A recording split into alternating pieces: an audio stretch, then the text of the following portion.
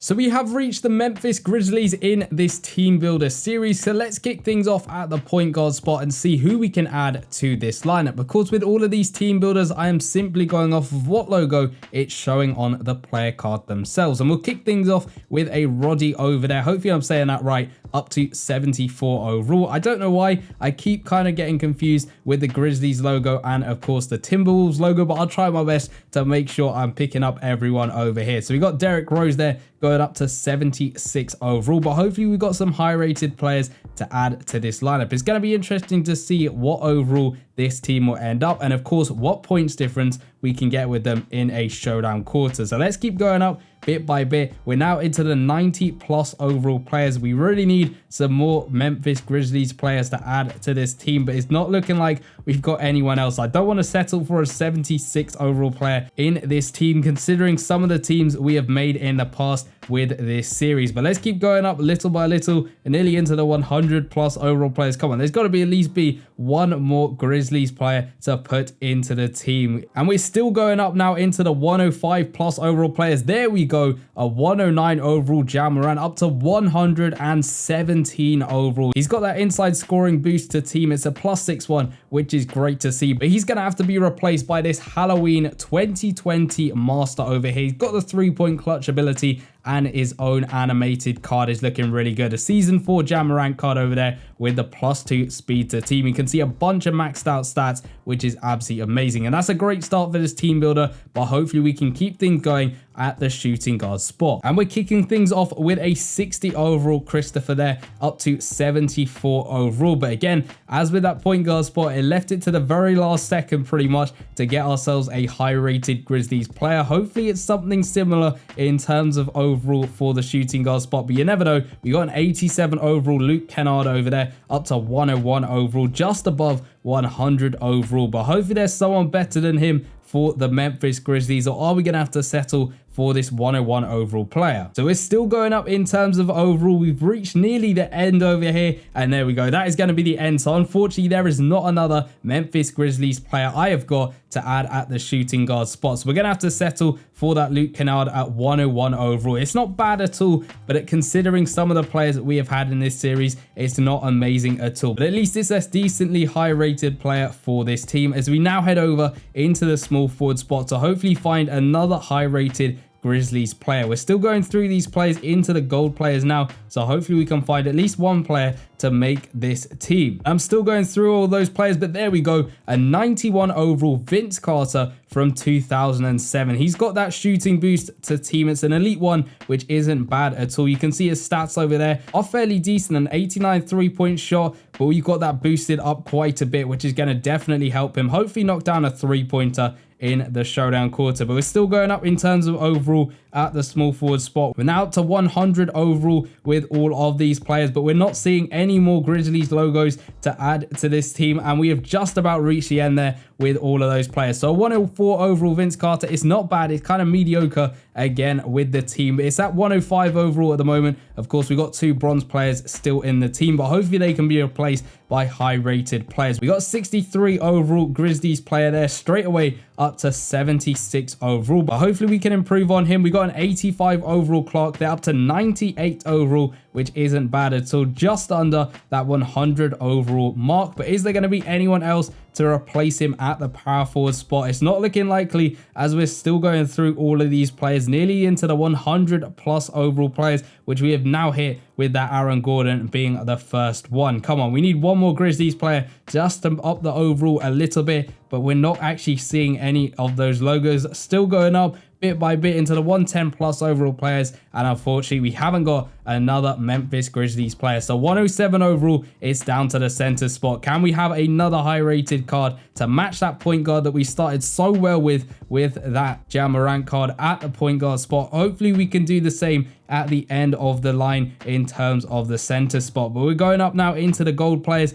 Come on, we just need that logo to appear once to add to this team. And we're now up into the 90 plus overall players. We found a Jackson Jr. there up to 102 overall. just about above 100 overall. So the rest of the players are kind of going just above or just below that 100 overall mark. This card has got that post offensive boost. It's a gold one and it is to team, which isn't bad at all. You can see those rebounding stats at 88 offensive and 86 defensive. But have we got anyone else to replace him? Maybe a higher rated version of this card over here, although it's not looking likely as we're now up into the 100 plus overall players. And there we go, we've reached the end of the line, so we're gonna have to settle for Jackson Jr. It's a 111 overall team. It's not the lowest overall team we have made at all. I think the lowest we've made so far in this series is a 108 overall Indiana Pacers and Brooklyn Nets team. So it's not a bad team at all. We have of course got that Ja Morant card with this 3-point clutch ability, which we will be definitely using in this showdown quarter. So we're coming up against a 106 overall team, so we do actually have the overall advantage. Let's hopefully make that count in this quarter. We're going for a 2-pointer there with Morant. Tried to make it a 3, but unfortunately it was just about a 2-pointer, but at least he knocks it down. But we got to play some good defense as well as that good offense to get the best points difference we can. They've got that KD card and they've also got the Kawhi Leonard card with his tracksuit on from the past season. It was a shame to see EA kind of make that card and then not really do any other cards like it, but it is what it is. Towns has gone for the 2-pointer. He's missed that one. At least Clark's there to get the rebound for us. So we'll play it over to Kennard over here and we'll try and get ourselves a 3-pointer if we can. It's a perfect release. Unfortunately though, he bricks the shot, even though he's got a 105 3-point shot. He was almost wide open on that one as well, which is a shame to see. So hopefully he can redeem himself with another 3-pointer later on in the quarter. But let's see if we can get the ball off Steph Curry with Jackson Jr. He's able to get the steal that time. Come on, Kennard. This is for your redemption over here, and he is going to knock it down on the second time of asking. So up to a 5-point lead in the game. If we can hold our opponent to 0 points, that'd be absolutely great in the quarter. JaVale McGee, he's going to try and drive in. He's played it over to KD. Unfortunately, though, he's managed to knock down the 2-pointer. We've now got to play it out to Vince Carter, who's over here on the left-hand side. We're going for a 3 with him, and he's going to sink that one as well. 103 3-point shot, boosted up a lot with all of the boosts we got on these guys, which is great to see. They're going to play it back out to Curry over here, and we're just about going to get the steal that time. We need to play it over to our power forward, that Clark over there, which we're not going to go for a 3-pointer with. He's going to go in for the layup, and luckily he just about makes that one with a 108 scoring with contact. I think his 3-point stat is 50 or something like that, which is definitely not going to be good enough to knock down a 3-pointer. But Curry, can we get another steal off him? Unfortunately, Morant's going to miss out, and Leonard's going to go for the 2, and he's just about going to knock it down. So we got to play it to our center over here, Jackson Jr. He's going to go for the 2-pointer. Unfortunately, he just bricks it off of the 99 mid-range shot. He was kind of challenged on that shot, but I thought he might have been able to just about knock that one down, but unfortunately he doesn't. So let's give him another chance over here. Let's find him. He's in the paint, so we'll play it to him. He's getting posted up by the Towns. I don't want to go in for a post-up shot. We're going for a tough layup, and luckily he manages to knock it down. A 111 scoring with contact is great to see. We got that ability from Ja Morant, which we're going to use later on. Hopefully we can get the ball off Curry, which we just about do with the steal. We've got to play Ja Morant over here to get the 3-point clutch ability. It's over there on the right-hand side, so we got to go into the corner. We'll go for the 3-pointer off balance, but of course it's his clutch ability, so it's guaranteed to go in over there. Unless someone blocks you, it's a guaranteed bucket with those clutch shots. We're only up by a 9-point lead at the moment, but Morant is going to pick up the steal. We'll drive in and we'll go back out for the 3-pointer. It's a perfect release from him. Unfortunately, though, he misses the shot. We get the rebound. We'll play it over to Clark. He gets the shot off. Unfortunately, though, he misses it. Morant comes through for a dunk, but unfortunately, that is going to be the end of the quarter. I thought it was someone else taking that 3-point shot instead of Clark, but unfortunately, he does miss that one. So we end off with a 9 points difference, which isn't bad at all. I think it's kind of in the middle of the table